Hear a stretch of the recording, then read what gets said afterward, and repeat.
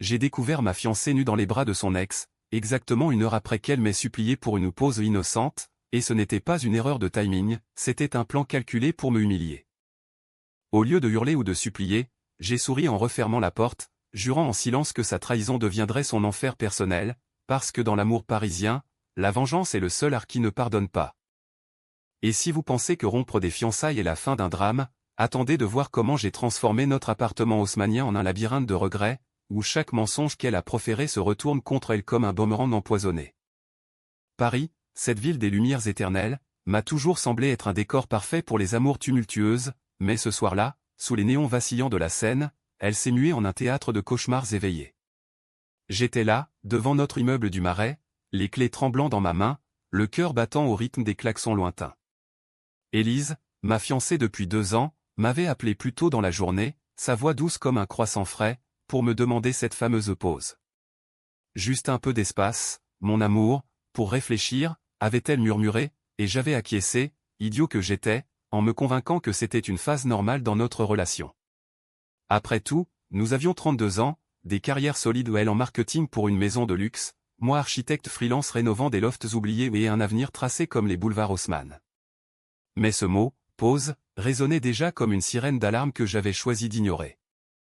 Je remontai l'escalier en colimaçon, l'odeur de jasmin de son parfum flottant encore dans l'air, et poussai la porte de notre appartement sans frapper un réflexe d'intimité que nous partagions depuis des mois.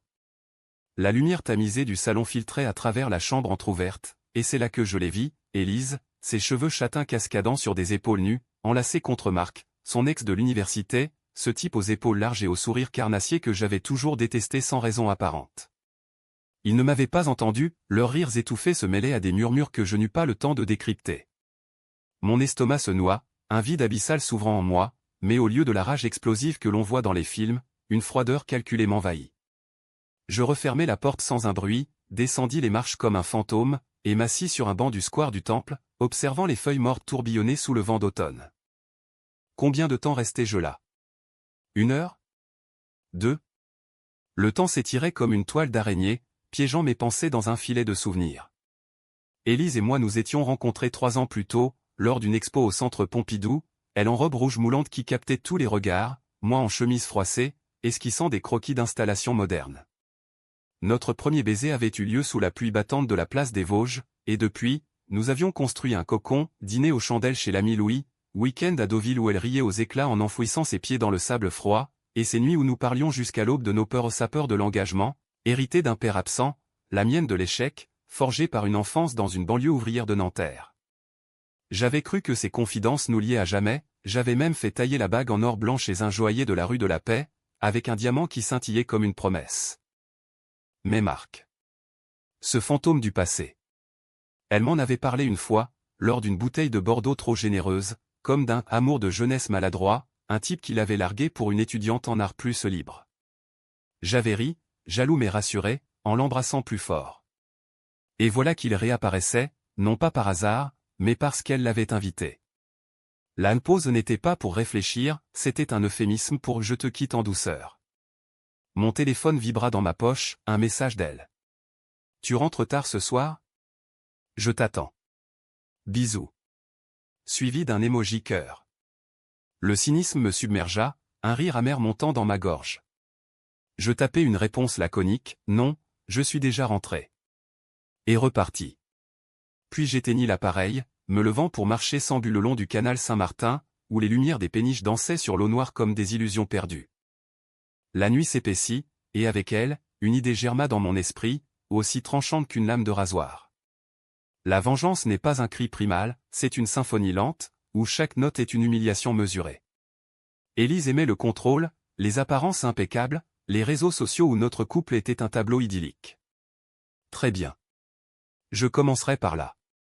Le lendemain matin, je me réveillai dans un hôtel anonyme de la Bastille, les yeux cernés mais l'esprit clair. J'appelai un avocat ami, un type bourru nommé Laurent qui gérait les divorces des élites parisiennes. « Romain, qu'est-ce qui t'arrive ?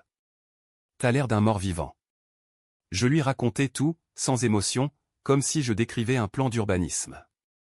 Je veux la bague, l'appart, et une clause qui la fera regretter chaque matin. Il rit, impressionné. « T'es sérieux ? d'habitude, c'est l'inverse. Mais il accepta, et en fin de journée, les papiers étaient prêts. Je rentrai à l'appartement en fin d'après-midi, feignant la normalité. Élise était là, en tailleur chic, sirotant un café, son téléphone à la main. Elle se leva d'un bond, les yeux pétillants. « Mon chéri. Où étais-tu » J'étais inquiète. Je la regardais, cette femme que j'avais aimée avec une ferveur presque religieuse, et vis pour la première fois les fissures, le maquillage trop parfait masquant une nuit agitée, le sourire forcé trahissant la culpabilité. « On doit parler, dis-je calmement, posant mon sac sur la table. Elle pâlit, s'asseyant comme si ses jambes la trahissaient. « C'est à propos de la pause, demanda-t-elle, la voix chevrotante. Je secouai la tête. « Non. C'est à propos de Marc. Et de comment tu m'as menti. » Le silence s'abattit, lourd comme un linceul. Elle bafouilla des excuses, des « c'était une erreur », des « je t'aime encore », mais je l'interrompis d'un geste. « Erreur ? Tu l'as invitée ici, Élise.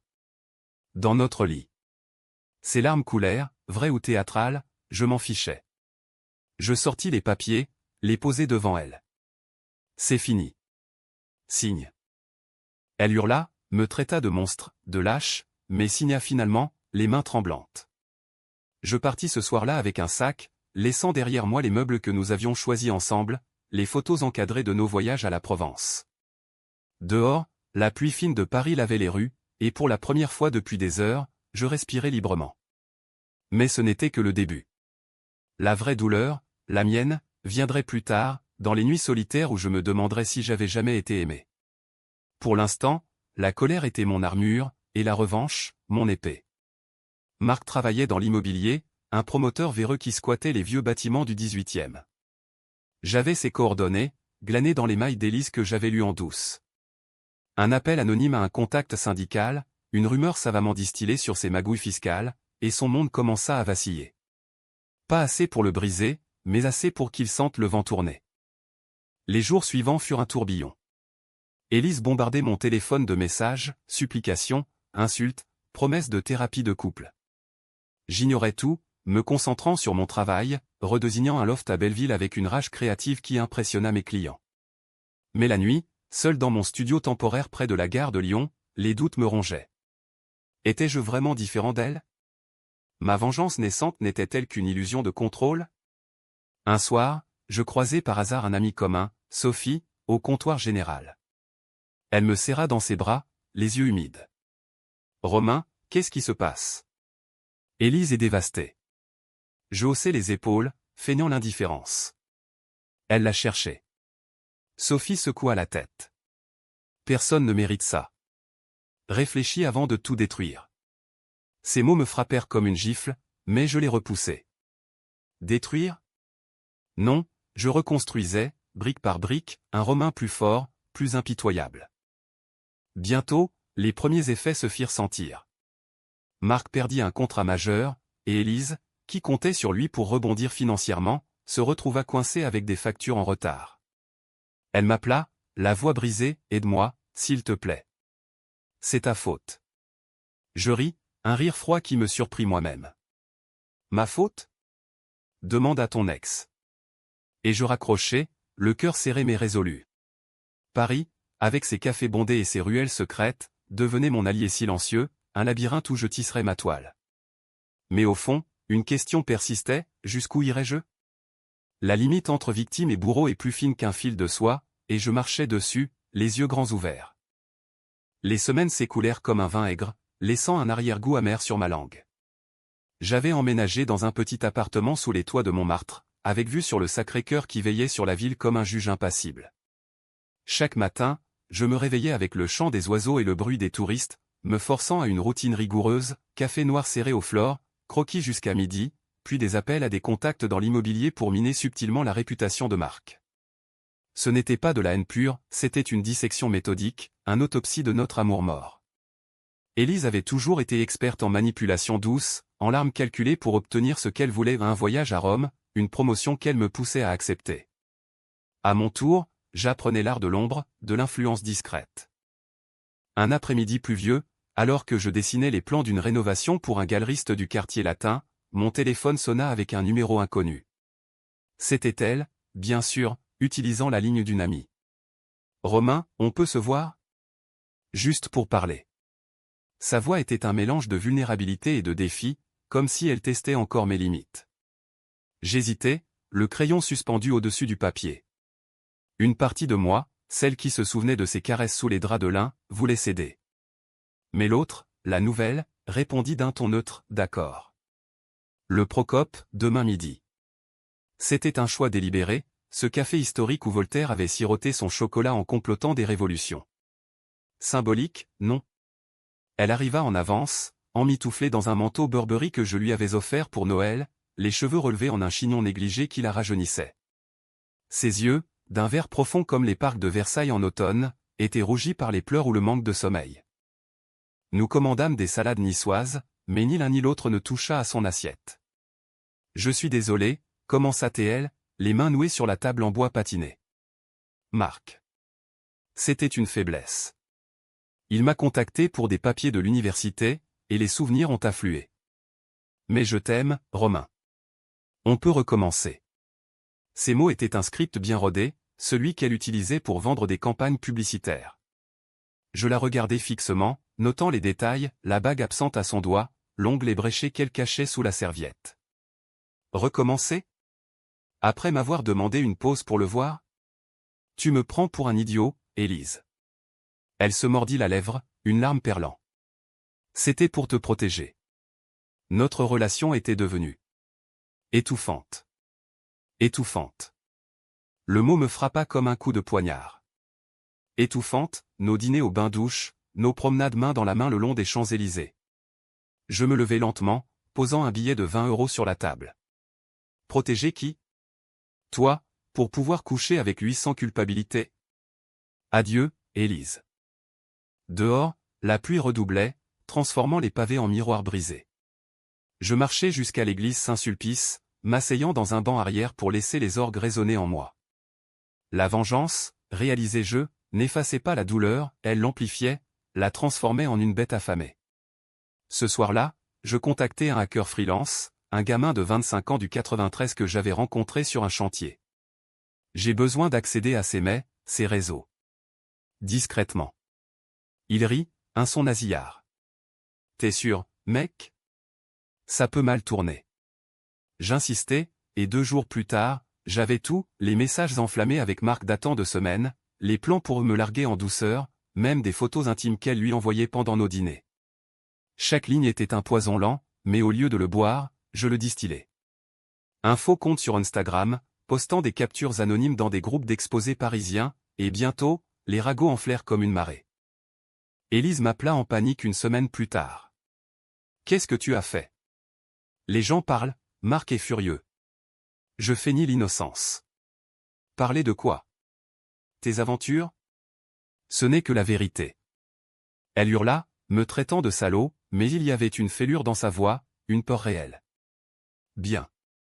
La peur était le début de la pénitence.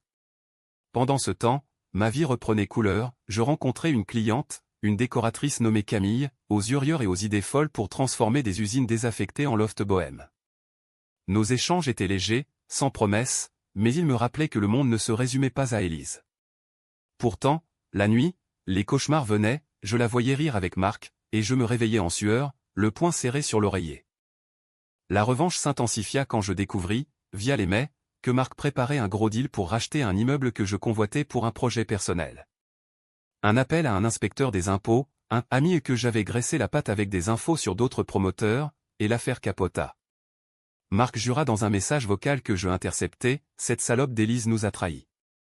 Ironique. Elle se tourna alors vers moi, suppliante, proposant de tout avouer à nos amis communs, de me rembourser la bague. Je refusai, mais l'invita à un dernier dîner chez nous, l'appart qu'elle occupait encore le temps de trouver un nouveau toit. C'était un piège, bien sûr. J'arrivais avec une bouteille de champagne et un dossier, impression des mets, photos, tout. Choisis, dis-je en les étalant sur la table. Soit tu disparais de ma vie pour de bon, soit ça va à tout le monde, famille, boulot, même ta mère à Lyon. Elle s'effondra, sanglotant pour de vrai cette fois, me racontant son enfance brisée, comment Marc représentait l'excitation qu'elle n'avait plus avec moi. Tu étais prévisible, Romain. sûr, mais ennuyeux. Le mot ennuyeux me transperça, confirmant mes pires craintes. Étais-je vraiment si fade? Le dîner se termina en silence, elle signant un accord de non-divulgation que Laurent avait rédigé. Je partis, le champagne intact, mais avec une nouvelle arme, sa vulnérabilité. Les mois suivants, je la vis s'effilocher, post Instagram sporadique, air hagard lors d'une expo où nous nous croisâmes. Elle avait perdu du poids, son éclat s'était terni. Et moi? Je signai mon premier gros contrat solo, un loft pour un acteur en vogue, et Camille devint plus qu'une cliente, un café partagé, un baiser volé sous les lumières de la tour Eiffel. Mais la vraie tempête couvait. Marc, sentant le piège, contre-attaqua en répandant des rumeurs sur moi, que j'étais violent, instable. Un collègue me le rapporta, et pour la première fois, la peur m'effleura. Étais-je allé trop loin? Sophie, l'amie commune, m'invita à un verre pour raisonner. Romain, ça te ronge. Laisse tomber. Je bus en silence, mais ces mots semèrent le doute. Pourtant, quand Élise m'envoya une lettre manuscrite, je regrette tout. Pardonne-moi, je la déchirai, la rage ravivée. La vengeance n'était pas finie, elle ne faisait que commencer à mordiller son âme, comme un chien affamé dans les ruelles sombres de Belleville. L'hiver s'installa sur Paris comme un manteau gris, avec ses pluies incessantes qui transformaient les zincs des bistrots en refuge humide. J'avais repris l'appartement du Marais, Élise ayant fui vers un studio exigu près de Bastille, mais les murs portaient encore son fantôme, une écharpe oubliée dans un tiroir, le parfum sur les rideaux. Chaque matin, en buvant mon expresso face à la fenêtre donnant sur la place des Vosges, je me demandais si la solitude était une punition ou une libération. Camille m'aidait à oublier, nos rendez-vous étaient des bulles d'air à un pique-nique improvisé au bois de Boulogne, où elle me racontait ses voyages en Italie, ses rêves de design durable. Tu as des yeux qui voient au-delà des murs, me dit-elle un soir, sa main sur la mienne. Je souris, mais intérieurement, je me méfiais, l'amour, cette fois, je le toucherais du bout des doigts seulement. La revanche, elle, prenait une tournure plus personnelle. J'avais appris, par un contact chez son agence, qu'Élise postulait pour un poste senior chez LVMH, un rêve qu'elle caressait depuis des années. Un email anonyme à son boss, avec des épreuves de son instabilité émotionnelle ou extraits édulcorés de nos échanges et l'entretien fut annulé. Elle m'appela, hystérique, c'est toi, hein? Tu me poursuis comme un psychopathe. Je niai, la voix calme comme un lac gelé. Pourquoi ferais-je ça?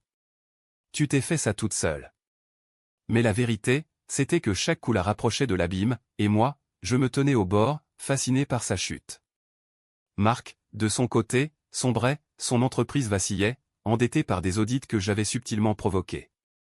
Un soir, il m'attendit devant mon bureau, cigarette au bec, le visage buriné par le stress. C'est toi qui fous le bordel, Romain? Pour Élise? Nous nous affrontâmes sous la pluie, près du métro Oberkampf, les passants nous contournant comme un écueil. Pour elle? Non, pour moi. Pour ce que vous m'avez volé. Il ricana, un son rauque. Volé? Elle est venue à moi, mec. T'étais pas assez homme pour la garder. Ces mots me brûlèrent, réveillant l'insécurité enfouie cette voix paternelle qui me traitait d'éternel perdant. Je le frappai, un coup sec au menton, et il riposta, nous roulant au sol dans une boue froide. Des sirènes hurlèrent au loin, et la police nous sépara, menottes au poignet. Au commissariat de la rue de Birague, je refusai de porter plainte, mais l'incident fit les gros titres d'un tabloïd People, drame amoureux, l'architecte et le promoteur se battent pour l'héritière du luxe. Élise, bien sûr, nia tout en interview, me dépeignant comme l'agresseur jaloux. Le scandale éclaboussa ma carrière, un client annula, murmurant des doutes sur ma stabilité. Camille, blessée par association, prit ses distances. J'ai besoin de temps, Romain. Ça fait trop. Seul dans la tourmente, je me réfugiais dans le travail, passant des nuits blanches à redésigner des espaces vides, comme si je pouvais reconstruire mon âme brique par brique. Mais la nuit, les démons parlaient, et si j'étais le vrai monstre? Élise m'avait trahi, oui, mais ma soif de revanche me transformait en un homme que je ne reconnaissais plus. Un appel de Laurent, mon avocat, me tira de l'abîme, elle veut contester l'accord. Dis que tu l'as harcelée. La rage remonta, pure et ardente. Quel essai? J'ai des preuves. Nous nous vîmes au tribunal de l'île de la Cité, un palais de justice gothique où les échos des verdicts passés planaient comme des fantômes. Élise, en tailleur noir austère, semblait une ombre d'elle-même, joues creuses, regard fuyant. Son avocat, un jeune loup aux lunettes cerclées, plaida l'harcèlement émotionnel, mais mes preuves au timestamp des mai, log d'appel firent pencher la balance. Le juge, une femme aux cheveux grisonnants, trancha en ma faveur, pas de contestation, et une ordonnance de éloignement. Dehors, sous le ciel plombé, Élise m'attendit, seule. Pourquoi? Pourquoi me détruire comme ça? Sa voix était un murmure brisé. Je m'approchai, assez pour sentir son parfum fané. Parce que tu m'as appris que l'amour est une arme. Et je l'utilise mieux que toi. Elle pleura, s'effondrant contre un pilier, et pour la première fois, une pitié fugace m'effleura. Mais je partis, la laissant à sa tempête. Rentré chez moi, je bus jusqu'à l'oubli, des verres de cognac devant un vieux film de Truffaut, Jules et Jim, où l'amour triangulaire finissait en tragédie. Était-ce notre destin? Le lendemain, une lettre de ma mère arriva de Nanterre, mon fils, la vengeance ne guérit pas les cœurs brisés. Reviens à la maison. Ces mots, simples et rudes, me firent craquer. Je pleurai pour la première fois depuis le lit des faits, pour l'homme que j'avais été, pour l'illusion que j'avais chérie. Camille revint, timidement, avec un café et un sourire. On essaie, sans pression. J'acceptai, mais la ombre d'Élise planait encore. Marc, acculé, vendit son affaire à perte, fuyant Paris pour Lyon. Un appel anonyme, le mien à sa banque, avait scellé son sort. La victoire avait un goût de cendre, mais elle était mienne. Pourtant, le doute persistait. Lors d'une soirée chez des amis à Pigalle, je surpris des murmures, Romain est changé. Plus dur. Était-ce un compliment ou une condamnation? La revanche m'avait forgé, mais à quel prix? Élise, de son côté, trouva un job modeste dans une petite agence, son CV taché par le scandale. Elle m'écrivit une fois, via un compte jetable, j'ai compris. Merci de m'avoir forcé à voir. Merci? L'ironie me fit sourire. Mais au fond, une fissure s'ouvrait, et si la vraie pause avait été la mienne, un temps pour renaître des cendres? Le printemps explosa sur Paris en une débauche de couleurs, les cerisiers du champ de Mars fleurissant comme pour moquer ma grisaille intérieure. Avec Camille, les choses avançaient doucement, des dîners chez des traiteurs italiens cachés dans le 6e, des nuits où ses doigts traçaient des cartes invisibles sur ma peau, effaçant peu à peu les stigmates d'Élise. Elle était tout le contraire spontanée, sans masque, une Bretonne au rire contagieux qui collectionnait les vinyles de Brassens. L'amour, c'est pas une forteresse, me dit-elle un matin, nue sous les draps, la lumière filtrant à travers les volets. C'est un jardin sauvage. Ces mots me touchèrent, mais je gardais une barrière, hanté par la peur de la trahison. La revanche, désormais, était une habitude, je surveillais Élise de loin, via des amis ou des profils fantômes, notant ses faux pas comme un entomologiste épingle des papillons. Un jour, une opportunité surgit, empoisonnée et tentante. Marc, ruiné, cherchait à se refaire en province, mais un contact m'apprit qu'il draguait Élise pour un projet commun, une galerie d'art bidon pour blanchir de l'argent. L'idée me révulsa, il recommençait, comme si je n'avais été qu'un chapitre clos. Je décidai d'intervenir, plus vicieusement que jamais. Avec l'aide du hacker, j'infiltrai leurs échanges, plan foireux, rendez-vous clandestin au café de Flore. Au lieu de tout exposer, je jouais le marionnettiste. Un faux mail de Marc à Élise, altéré, chérie, on annule ce soir. Romain sait tout. Panique en suivit, elle annula, il la suspecta, et leur duo fragile se fissura. Puis, un appel anonyme à la police des fraudes, avec juste assez d'indices pour les faire suer sans me mouiller. Élise craqua la première. Elle débarqua chez moi un soir d'orage, trempée jusqu'aux os, frappant à la porte comme une possédée. Camille était sortie, Dieu merci. J'ouvris, et elle s'engouffra, dégoulinante sur le parquet. C'est toi. Tu nous poursuis encore, hurla-t-elle, les yeux fous. Je la saisis par les épaules, la secouant doucement. Entre, avant que les voisins appellent les flics. Assise sur le canapé, enveloppée dans une couverture, elle déballa tout, la peur, la solitude, comment Marc l'utilisait comme un pion. Je suis perdu, Romain. Aide-moi. Une partie de moi, celle blessée, voulut la serrer contre moi, pardonner dans un élan de pitié. Mais l'autre, la vengeuse, murmura, pourquoi? Tu m'as détruit. Elle pleura, confessant que la pause était née d'une crise de dépression larvée, peur du mariage, Marc comme bouée illusoire. Je t'aimais, mais pas assez pour rester fidèle à moi-même. Ces mots me désarmèrent. Était-ce la vérité, ou un nouveau stratagème? Nous parlâmes jusqu'à l'aube, l'orage dehors comme un cœur grec. Pour la première fois, je vis Élise non comme la traîtresse, mais comme une femme brisée, miroir de ma propre fracture. Je l'aidai, malgré moi, un contact pour un thérapeute, un prêt discret pour ses dettes. Pas pour toi, précisai-je. Pour que tu arrêtes de me hanter. Elle partit au lever du soleil, un merci murmuré sur les lèvres. Camille rentra peu après, sentant l'odeur de pluie et de regret. Qu'est-ce qui s'est passé? Je lui racontai, honnête pour une fois. Elle fronça les sourcils. T'es en train de te venger d'elle. Ou de toi? Sa question me hanta des jours. La revanche culmina avec Marc. Je l'attirai dans un piège final, un faux rendez-vous d'affaires pour un immeuble à Clichy, où je l'attendais avec un enregistreur et un avocat. Finissons ça, dis-je en lui tendant un café empoisonné de vérité. Il avoua tout le chantage sur Élise, les mensonges pour la reconquérir pensant me soudoyer. Au lieu de ça, je diffusai l'enregistrement à ses investisseurs restants. Son empire s'effondra comme un château de cartes, et il quitta la ville, un homme fini. Élise, libérée, me remercia par mail, tu m'as sauvé, même si c'était par haine. Ironie suprême. Mais la victoire était pyrrhique. Mes nuits étaient peuplées de cauchemars où je revivais la scène du lit, où Camille me quittait pour un pause. Je consultais un psy, un vieux sage du 5e arrondissement, qui disséquait mes traumas comme un scalpel, la trahison n'excuse pas la destruction mutuelle. Lentement, je lâchai prise, rendant les armes une à une. Camille et moi partîmes en week-end à Honfleur, où la mer normande lava mes plaies. On construit, pas on détruit, murmura-t-elle en m'embrassant sur la plage. Pourtant, un appel d'Élise, des mois plus tard, je suis enceinte. De Marc.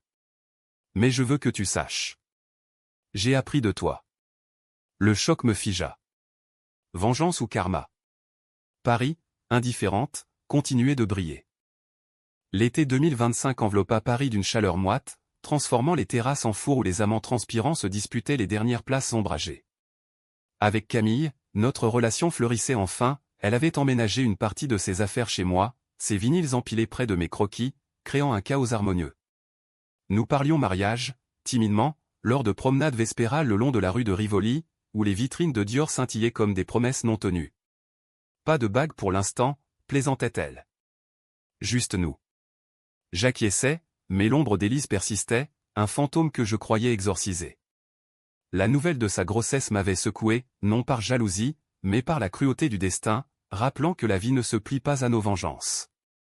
Élise avait coupé les ponts, s'installant à Lyon avec Marc, qui avait miraculeusement remonté la pente via un oncle influent. Des rumeurs filtraient, un bébé en route, une vie normale qu'elle construisait sur les ruines de Paris. Moi, je me concentrais sur mon agence naissante, Espace Libre, spécialisée en rénovations éco-responsables. Un projet pharaonique me tomba dessus, transformer une ancienne imprimerie du 13e en coworking artistique. Les nuits blanches reprirent, mais cette fois pour créer, pas pour détruire. Pourtant, un soir de canicule, alors que Camille dormait, je fouillais d'anciens mets, relisant les preuves de trahison comme un masochiste. Pourquoi? Pour me rappeler que j'avais gagné? Ou pour raviver la plaie? La réponse vint sous forme d'une confrontation inattendue. Lors d'une expo au Palais de Tokyo, je la vis, Élise, ventre arrondi sous une robe fluide, Marc à son bras, mal à l'aise en costume trop serré. Il déambulait devant des installations abstraites, feignant l'insouciance. Mon cœur s'emballa, un mélange de rage et de nostalgie. Camille, sentant ma tension, serra ma main. Ignore-les. Mais je ne pus. À la fin du vernissage, je m'approchai, verre de chardonnay en main. Félicitations, dis-je, la voix neutre. Élise sursauta, pâle sous le éclairage cru. Romain. Camille. Vous êtes ensemble? Son regard glissa sur nous, envieux peut-être. Marc grogna un salut, puis s'éloigna pour fumer. Nous parlâmes, maladroitement, de son boulot freelance à Lyon, de ma réussite, de la chaleur étouffante. Je suis heureuse, mentit-elle. Et toi? Je souris, vrai cette fois. Libéré. Mais les mots sonnaient creux. Plus tard, seule avec Camille dans un taxi vers le Marais, elle explosa, pourquoi tu les as approchés? C'est du passé. Ses larmes coulaient, et je compris, ma vengeance n'avait pas seulement blessé Élise, elle empoisonnait mon présent. Pardonne-moi, murmurai-je, la serrant contre moi. Je croyais que détruire les autres me réparerait. Mais c'est faux. Nous rentrâmes, et pour la première fois, je lui racontai tout le lit, les mets, les pièges. Elle écouta, puis, t'es humain, Romain. Mais arrête de te punir. Ce soir-là, nous fîmes l'amour avec une urgence nouvelle, comme pour sceller un pacte. La vraie catharsis vint en automne, lors d'une session avec mon psy. Écris-lui une lettre. Pas pour l'envoyer, pour toi. Je le fis, des pages noircies de rage, de douleur, de regret. Tu m'as brisé, mais j'ai choisi de me reconstruire en te brisant. Erreur. Je la brûlai dans le jardin du Luxembourg, les flammes dansant sous les feuilles roussies. Élise, de son côté, accoucha d'une fille, prénommée Louise Ironie, le nom de ma grand-mère. Un mail de félicitations, poli, ferma le cercle. Marc, apprenant pour l'enregistrement, tenta une poursuite, mais Laurent l'étouffa net. Avec l'hiver approchant, Camille et moi planifiâmes un Noël à Deauville, là où Élise et moi avions ri autrefois. Nouveau chapitre, dit-elle en emballant les valises. Je hochai la tête, le cœur léger. La vengeance m'avait enseigné une leçon amère, l'amour vrai n'est pas possession, mais lâcher prise. Paris, témoin indifférent, continuait son ballet, et moi, j'y dansais enfin libre. Mais une nuit, un rêve me visita, Élise, enfant, courant dans un parc lyonnais, et moi, spectateur bienveillant. Réveil en sueur, mais apaisé. Le drame était clos, le reste était vie. Décembre 2025 s'annonçait sous un ciel clair, les guirlandes de la Champs-Élysées scintillant comme des étoiles tombées. Deauville nous accueillit avec son vent salin, effaçant les traces de Paris dans les dunes balayées. Camille et moi marchions pieds nus sur la plage, riant de nos projets fous, un voyage en Toscane, un loft partagé avec atelier intégré. Pas de pause, plaisanta TL, et je ris avec elle, le poids du passé s'évaporant comme la brume matinale. Pourtant, au retour, un paquet anonyme m'attendait, une photo de notre ancien appartement, vide, avec un mot, merci pour la leçon. Élise. Curiosité ou closure? Je la jetai, mais gardai le sourire, elle avait survécu, comme moi. Mon agence prospérait, un article dans Le Monde m'avait propulsé comme l'architecte des âmes blessées, ironie du sort. Camille signa un contrat avec une marque éco, et nos vies s'entremêlèrent sans chaîne. Un soir, lors d'un dîner chez l'atelier de Joël Robuchon, je la demandai en mariage pas avec diamant, mais avec un croquis d'une maison sur pilotis, face à la mer. Oui, murmura-t-elle, larmes aux yeux. La nouvelle se répandit, et avec elle, des félicitations forcées d'Élise via un ami, sois heureux. Vraiment. Je l'étais, enfin. Marc disparut des radars, rumeur de faillite totale en province. Élise, mère célibataire, refit surface dans un blog sur la résilience féminine, anonyme mais reconnaissable. Ces mots la trahison m'a appris à me trahir moi-même résonnèrent en moi. Avait-elle grandi de notre enfer mutuel? Peu importait.